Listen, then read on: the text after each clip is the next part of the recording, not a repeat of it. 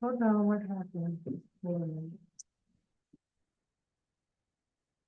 Something is not in there. Oh, no, it's on.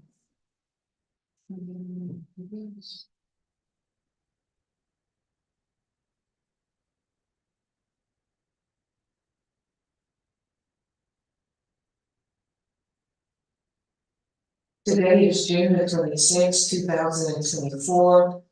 We are going to have Team Rising Attorneys give us a presentation on Texas Rules of Civil Procedure 167. Counselors, you can share your screen and you can begin. Thank you.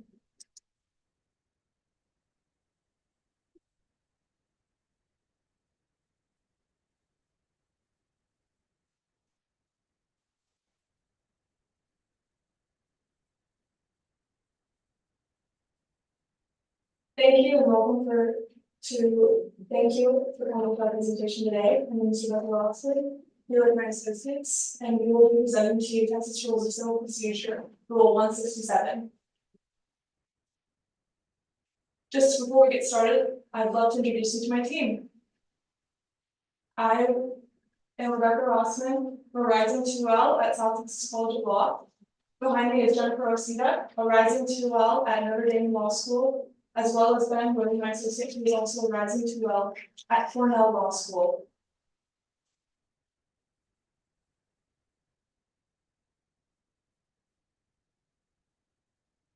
Just a roadmap that we have listed here for Texas Rules of Civil Procedure, which I will further refer to as TRCP 167.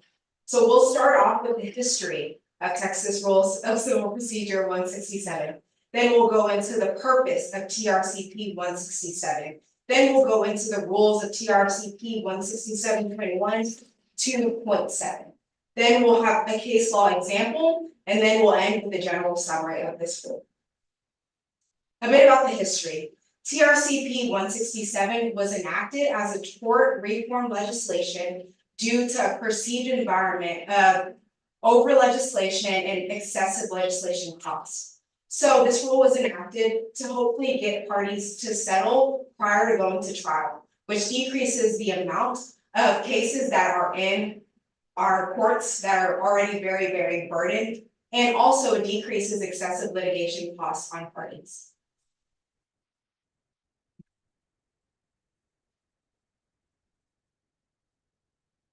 Okay, the main purpose of this rule is to reduce litigation costs.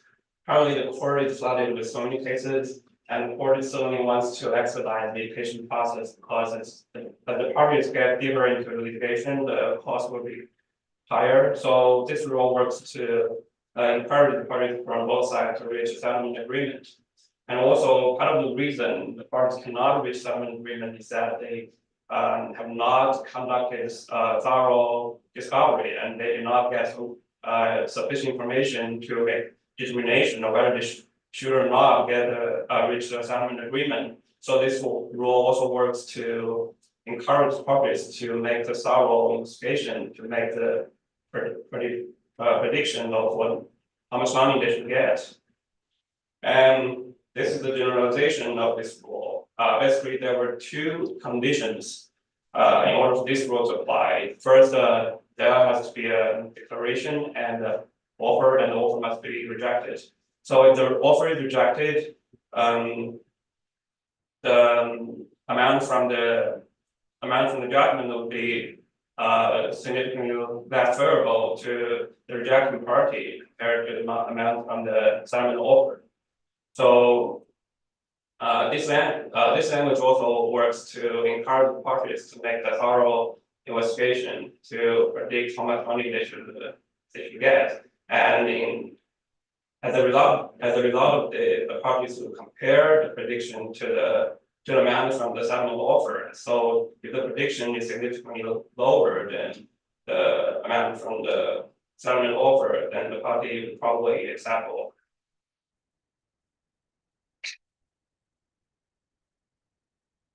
Next, we'll discuss settlement offers, which is Rule 167.2. A settlement offer under this rule may not be made until a defendant files a declaration invoking this rule. When a defendant files such a declaration, an offer or offers may be made under this rule to settle only those claims by and against the defendant. As well as with the under subsection 3, we have withdrawal, acceptance, and rejection of an offer. An offer can be withdrawn before it is accepted. This is a known rule we have in contracts. An offer that has not been withdrawn can be accepted only by written notice served on the offeror by the deadline stated in the offer. And then an offer that is not withdrawn or accepted is rejected.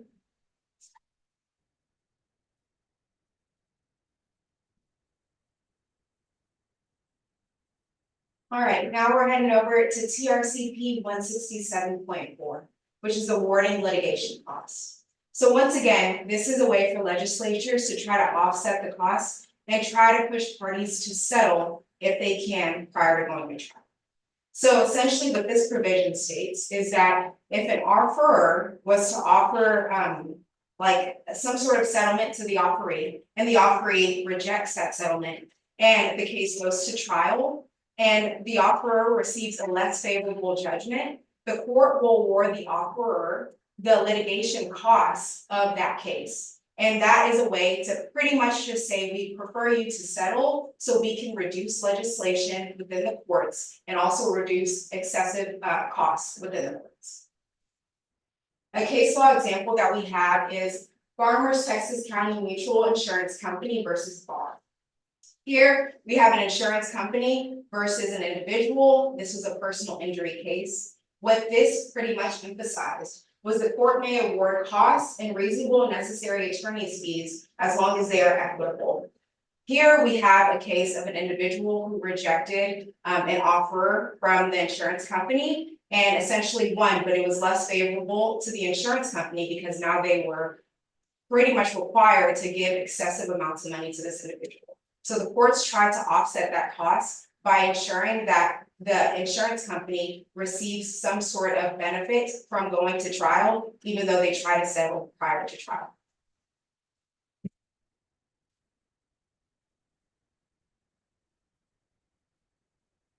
There are so many procedures in this rule, so we have to speak of some procedures that we think we should pay attention to.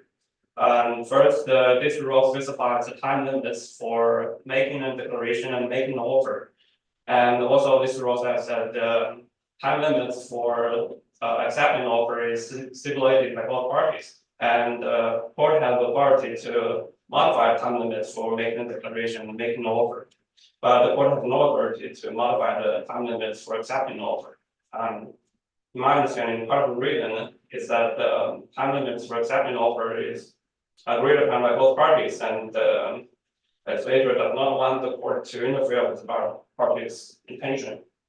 And also, as you can see, there are some other procedures, like the parties can conduct the investigation to get the evidence to determine whether the litigation cost is reasonable or not. And the counterpart, the court can conduct the hearing to determine whether the litigation cost is reasonable or not.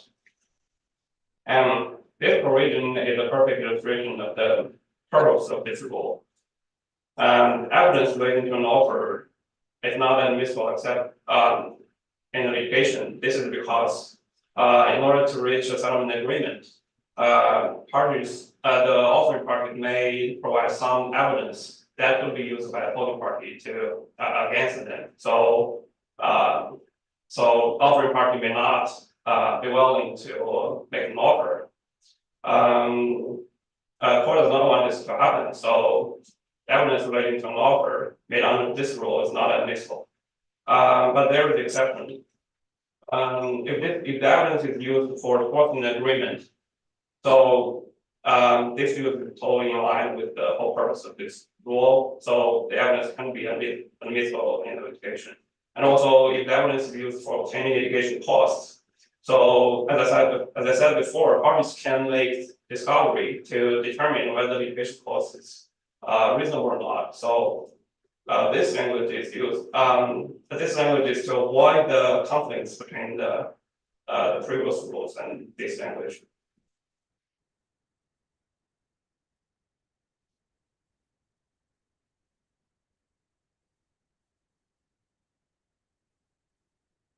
Rule 167 subsection 7 discusses when other settlement offers are not to be accepted. This rule is short, it's still very important, and it states that offers that are made in mediation or arbitration do not apply when it comes to this rule.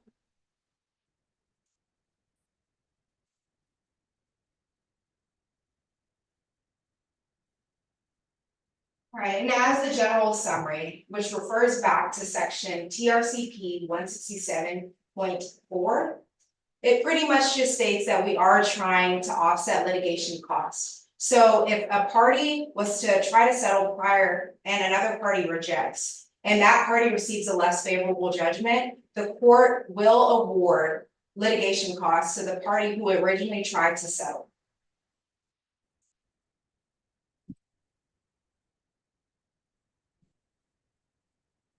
In conclusion, my associates and I, Ben Wu and Jennifer Osuda, would like to thank you for listening to our presentation. Thank you for being a captivated audience. And we hope you learned a little bit more about TRCP Rule 167. Thank you, Your Honor. Thank you. You all did a wonderful job. This is Judge Stephen Davis, the 270th District Court, Harris County, Texas. We had our presenters, Rebecca Rossman, Jennifer Osuda, Ben Wu.